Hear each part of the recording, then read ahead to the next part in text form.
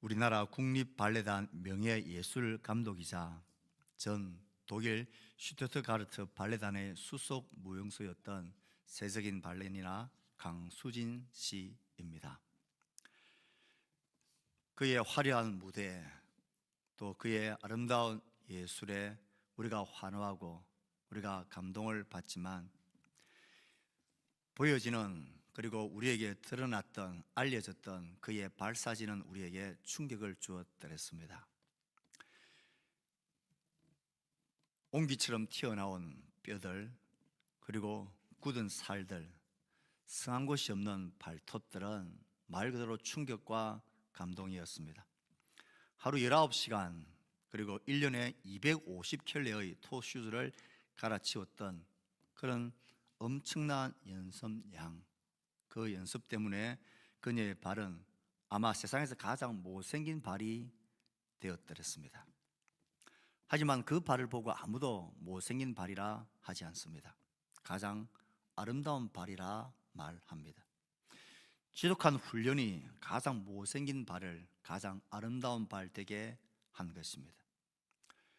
그녀에게 당신의 발이 어떠냐, 부끄럽지 않느냐? 그녀가 대답합니다. 조금도 부끄럽지 않습니다. 이 발은 내 삶의 훈장과도 같습니다 라고 대답을 했습니다. 이런 발레리나나 예술가들, 운동선수에게만 훈련이 연단이 필수적인 것이 아닙니다. 오늘 하나님의 말씀은 예수님의 제자로 살아가기를 소원하는 믿는 자들, 신앙인들, 내 삶 속에 하나님의 나라와 그의 뜻이 이루어지기를 믿으며 구하며 살아가는 성도는 전부 다 이와 같은 훈련이, 연단이 필요하다라고 우리에게 도전하기 때문에 그렇습니다.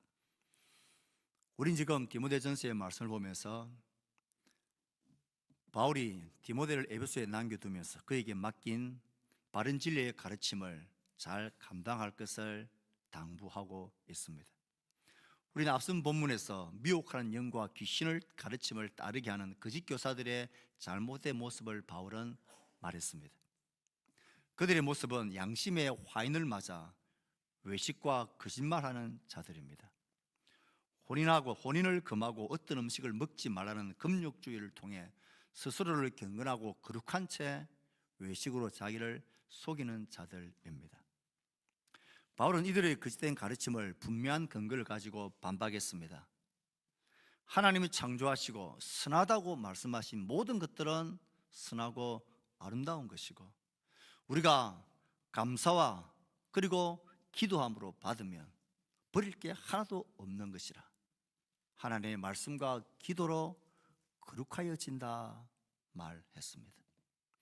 그들의 잘못된 가르침에 대해서 반박을 하고 난 이후에 오늘 본문은 이어서 이제 그 바른 가르침을 가르쳐야 할 디모데에게 너가 어떠한 사람이 되어서 이 바른 가르침을 가르치는 말씀의 사역자가 되어야 할지, 그리고 어떻게 그들에게 가르쳐야 할지를 설명을 하고 있습니다.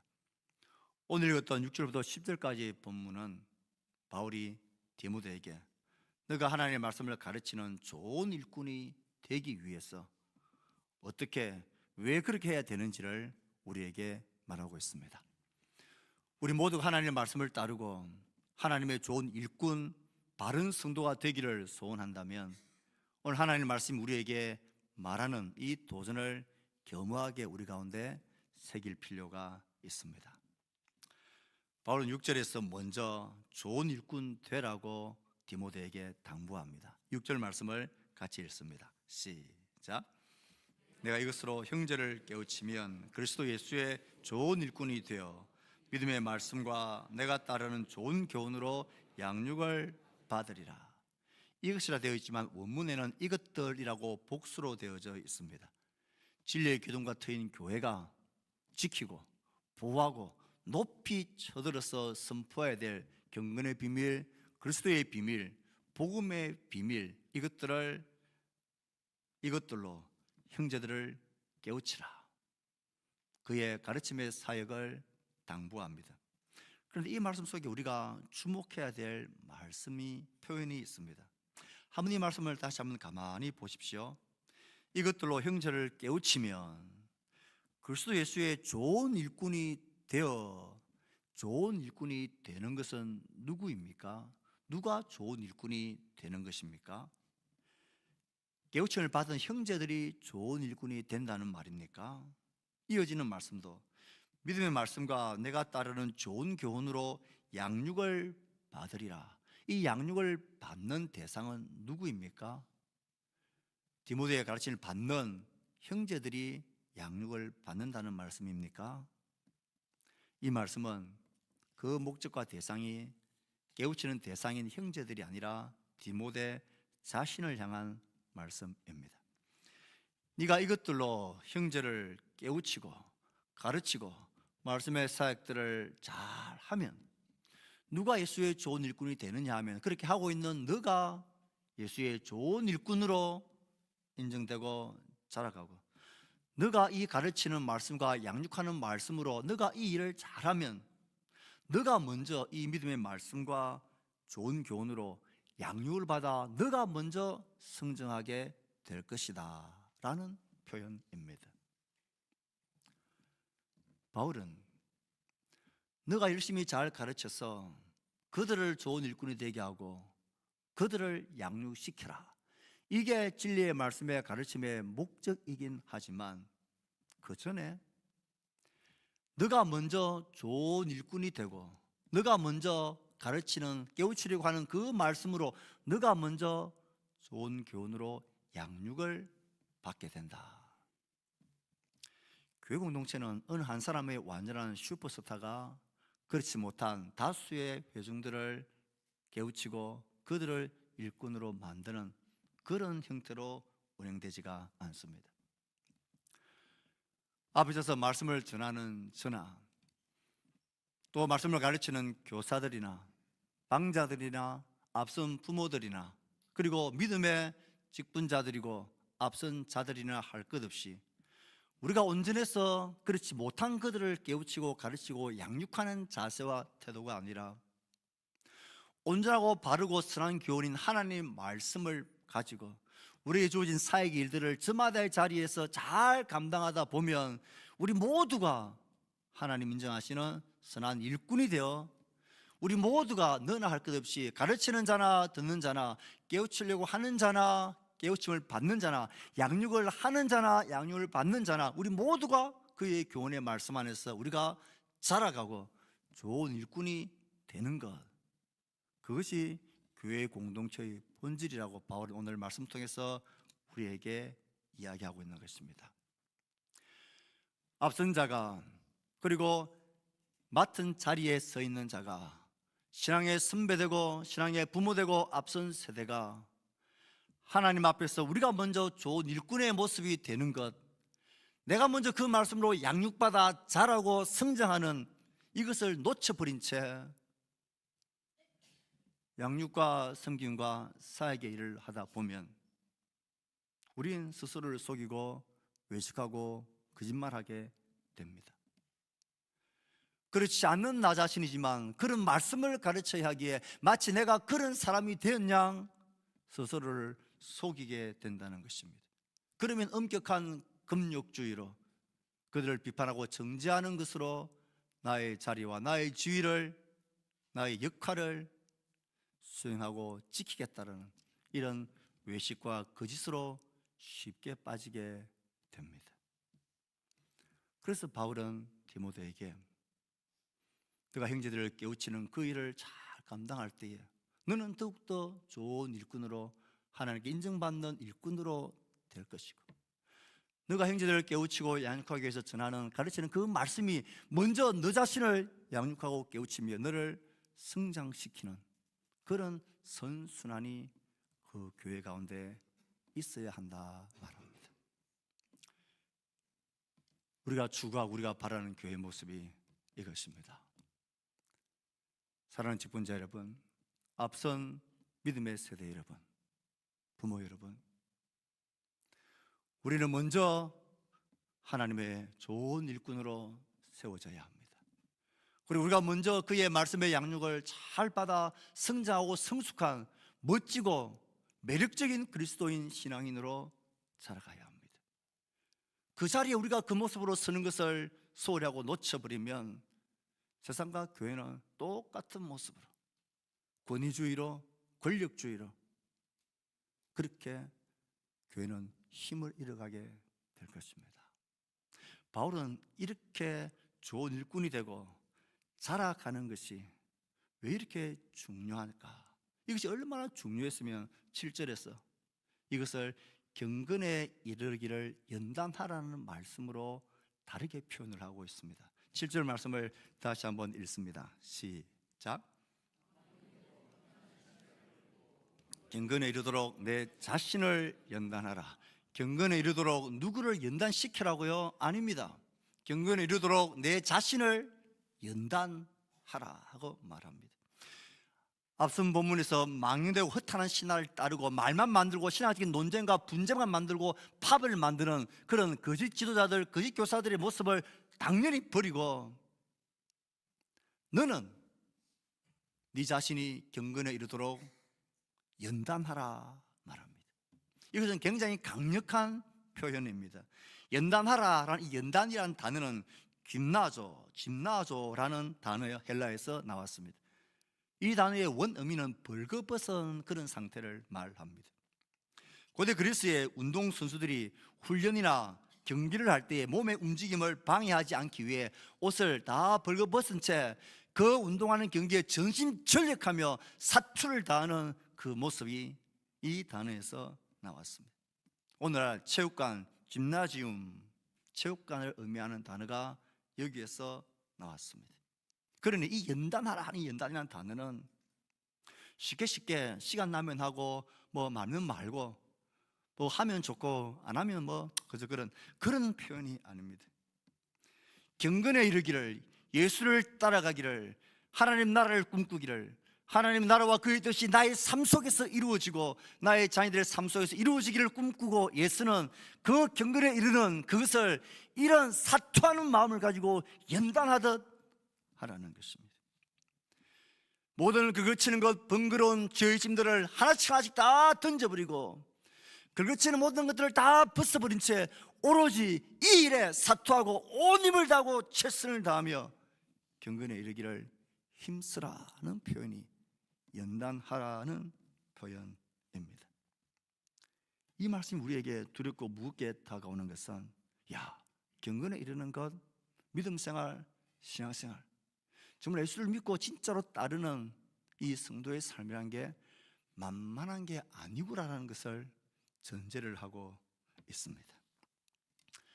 디모데와 함께 에베소 교회는 밖으로는 로마 권력, 황제의 권력, 그 황제를 숭배하는 사상의 정면으로 배치되기에 어려움과 고난과 죽음이 예고되어져 있습니다. 신학적으로는 유대주의자들이 예수가 하나님의 아들 메시아라고 믿는 그들을 핍박하고 죽이려고 하고 있습니다. 그러니 그들을 해치고 도전하는 그 상대방 도전은 쉽고 간단한 게 아니라는 거예요. 마치 세계의 유명한 1, 2위 하는 레슬링 선수들이 그 상대와 라이벌을 생각하면서 훈련할 때 왜 그렇게 극한에 치닫는 훈련과 강도를 그렇게 반복하고 예를 쓸까요? 나의 대적이 그렇게 강하기 때문입니다. 우리의 신앙의 걸음을 방해하고 우리의 신앙의 걸음을 약화시키려고 무너뜨리고 실패하게 만들려는 사탄의 권세와 세상의 권세는 그렇게 강력하고 힘있게 우리를 향하여 눈을 뜨고 우리를 공격하고 지키고 약점을 노리고 있습니다. 그것을 경계하고 안다면 연단하고 훈련하고 수고하는 이것을 게을리할 수가 없다는 것입니다. 운동선수가 실력을 키우기 위해 훈련하지 않는 것을 생각할 수 있겠습니까? 그의 성패는 이미 이 체육관에서 그가 어떤 자세와 어떤 마음으로 어떤 노력을 다하여 훈련하는가에 따라 이미 결정되어져 있는 것입니다. 신앙도 믿음도 그렇다는 것을 이 말씀 우리에게 도전합니다. 그냥 신앙생활이라는 것이 주일 하루 오전 시간에 하나님께 나와 시간을 구별하여 예배 드리는 것, 이것도 얼마나 귀하고 소중한 우리의 고백인지 모릅니다. 하지만 그 정도가 아니라는 거예요. 경건에 이르는 그 길은 연단을 해야 오를 수 있고 이룰 수 있는 그런 길이라는 거예요. 절제하고 자기의 마음을 억누르고 나의 삶과 생활들을 수정하며 우리가 힘쓰고 애쓰고 노력해야 될 그런 연단의 과정이라는 사실을 기억해야 합니다. 무슨 대단한 것을 훈련하고 대단한 비법을 깨닫고 깨우치는 그런 연단 훈련이 아닙니다. 우리나라는 이 작은 나라이지만 세계적으로 유명한 스포츠 스타들이 가끔씩 그 맥을 이어가고 있습니다. 그 중에 한 사람이 우리나라의 국보급 자랑거리인 피겨킨 김연아 선수입니다. 그녀도 연습할 땐 연습벌레라 불렸습니다. 다큐멘터리를 촬영하는 감독이 김연아 선수의 연습하는 장면을 가만히 촬영하고 있었는데 몇 시간째 똑같은 단순한 반복을 반복하고 계속 반복하는 거예요. 그래서 제작진이 묻습니다. 무슨 생각을 하며 연습하느냐? 그녀가 무심하게 이렇게 대답을 합니다. 무슨 생각을 해? 그냥 하는 거지. 그녀는 매일 똑같은 음반 위에서 수천 번을 넘어지면서도 다시 일어나는 그 기본기를 다지기 위해서 수천 번, 수만 번을 연습을 하고 있습니다. 한 선수의 위대함과 탁월함과 최고의 퍼포먼스는 그 기본기가 얼마나 탄탄하고 그 기본기가 얼마나 훈련되어져 있고 연단되어져 있는지 이 바탕에서 나타나는 것입니다. 훈련도 그렇고 경건의 연단도 그렇습니다. 뭐 특별하고 번쩍한 특별한 것을 하기 위해서 연습하는 게 아니라 특별한 것을 수행하기 위해 평범한 것을 매일 반복하는 이 인내의 연단이야말로 우리를 특별한 하나님의 사람으로 만들어냅니다. 훈련의 게으르면 금방 그 실력이 들통납니다.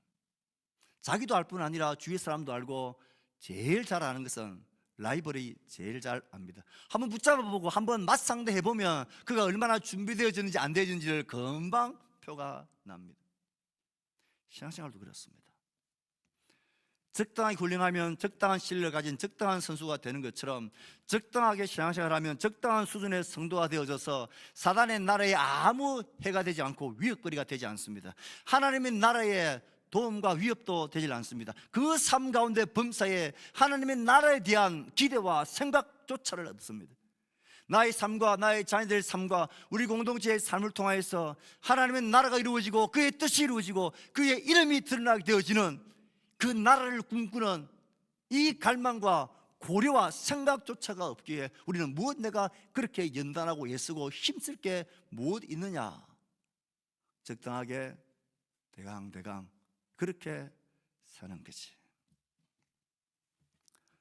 경건에 이르도록 자신을 연단하라는 말씀은 비단 디모데에게만 적용되어지는 원리가 아닙니다. 말씀을 가르치고 깨우치는 목회자에게만 주어지는 원리가 아닙니다. 이 원리는 신앙의 부모들에게 주어지고 적용되어야 할 원리입니다. 이 원리는 교회에 앞선 모든 직분자들에게 엄중하게 주어져야 할 말씀이고 원리입니다. 나 자신이 경건에 이르기를 연단하는 이 수고와 애씀과 힘겨움이 땀 흘림이 없으면 그는 그 자리에서 그 부모 노릇하려고만 합니다. 선배 노릇하려고만 합니다. 직분자 노릇만 하려고 하지 진짜 그런 사람, 그런 신앙의 부모, 신앙의 선배, 신앙 좋은 믿음의 지도자가 되지 않습니다. 비난과 정죄와 판단과 금지시키는 일들로 자기의 역할과 자기의 자리를 고수해 내려는 이런 몸부림 밖에는 나오는 게 없게 됩니다. 그러므로 너 자신을 연단하라는 이 말씀이 우리 가운데 무겁게 다가와야 하는 것입니다. 경건에 이르는 연단을 자신에게 하라는 이렇게까지 신앙생활을 경건에 이르도록 연단하는 수준으로까지 하라는 것.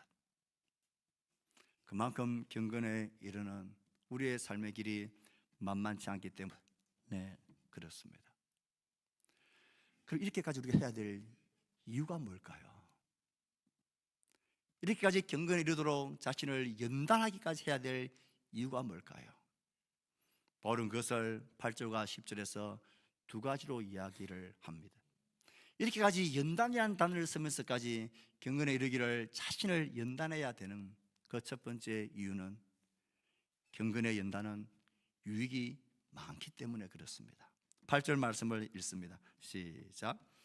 육체의 연단은 약간의 유익이 있으나 유익하니 금생과 내생에 약속이 있느니라. 육체의 연단과 경건의 연단을 비교합니다. 양적으로 육체의 연단은 이생에만 유익을 하지만 경건의 유익은 이생을 넘어서는 다가오는 내생에도 유익을 끼칩니다. 시간적으로 이 땅에서 한정되어 있지만 경건의 유익은 영원한 세계에 유익합니다. 약간의 유익이 있는 육체의 유익보다 범사에 유익한 경건의 유익이 있기 때문에 그렇습니다. 육체의 연단의 경우 어떤 유익이 있습니까? 건강관리를 할 수 있는 유익이 있죠. 질병을 예방하고 일상생활을 활기차게 영위할 수 있는 유익이 주어집니다. 하지만 아무리 이런 유익이 있다 할지라도 언젠가 몸은 병들고 쓰러지고 무너지고 죽게 되어집니다. 이 땅에서만, 이 몸에서만 국한된 유익이라면 경건의 유익은 그렇지 않다는 것입니다. 경건의 유익은 이 땅에 하는 모든 일과 이 땅을 넘어서는 범사에도 유익한 하나님의 은혜가 있습니다. 육체의 유익은 우리에게 규칙적인 습관과 그리고 삶의 태도와 삶의 방향들과 모습들을 인내심과 성실함을 길러줍니다. 사회생활이나 개인 성취를 돕는 유익이 있죠. 하지만 이것은 우리의 영혼의 구원들, 우리의 도덕적 하나님의 사람의 완성에 대한 유익까지는 끼치지 못합니다. 경건에 이르는 유익은 우리를 그렇게 만듭니다. 육체의 연단의 유익은 그 경기에서 승리한 자들에게 월계수 면류관을 씌워줍니다. 사람들의 칭찬과 보상과 명예를 받게 만듭니다. 하지만 그 면류관은 금방 시들어 버립니다. 사람에게도 잊혀지고 그 명예도 옛 추억이 되어져 버립니다. 하지만 경건의 유익은 그렇지 않습니다. 이 땅에서뿐만 아니라 영원히 빛날 것이고 영원히 기억되어질 이 땅을 뿐만 아니라 초월하는 영생의 삶 가운데도 유익을 끼칩니다. 그러니 경건에 이르는 유익을 연단을 할만하지 않느냐는 거예요. 바울이 육체의 연단을 무시하는 것 아닙니다. 하지만 그 기간과 대상에서도 너무 제한되고 작습니다. 경건에 이르는 유익은 연단은 훨씬 크고 유익합니다. 범사 유익할 뿐만 아니라 이 땅에서뿐만 아니라 내생에도 우리에게 영향을 끼치는 지극히 큰 유익이 있습니다. 그렇다면 이 경건에 이르는 연단을 하는 게 정상인가요? 하지 않는 게 정상인가요? 다르게 물어봅니다. 신앙생활의 열심이라는 것은 특심한 소수의 사람들의 이야기인가요? 예수님을 따르고 주를 믿음으로 고백하고 그의 나라를 꿈꾸고 기대하는 모든 그리스도인들의 소망이고 삶이어야 하는가요? 신앙생활의 열심과 특심은 소수의 몇 사람들에게만 해당된 하나님의 말씀이 아닙니다. 너 뭐라고 그렇게 열심히 애쓰며 특심이냐? 어떻게 너 그렇게 새벽마다 일어나서 기도에 가서 기도하고 하루에 정한 시간에 어떻게 그렇게 꼬박꼬박 너 기도하는 그 일을 어떻게 그렇게 해내냐? 어떻게 그 화려하고 빛나는 불타는 금요일 밤 9시에 꾸역꾸역 교회에 가서 9시에 모여서 기도하자고 너 그렇게 모이러 가느냐? 이 바쁘고 분주한 세상에 뭐 그렇게 성경을 읽고 하나님과 독대하며 기도하며 그 나라를 구하고 있느냐? 좀 대강 보통 그냥 좀 편하고 쉽게 신앙생활을 해라는 마음이 있고 나는 그렇게 못하고 나는 그런 상황도 아니고 대상도 아니라는 생각이 은연중에 우리 가운데 자리 잡고 있습니다. 그 생각은 틀린 생각입니다. 운동선수가 훈련을 안 한다는 것은 둘 중에 하나입니다. 그가 은퇴를 했든지 그 경기를 포기했든지 둘 중 하나입니다.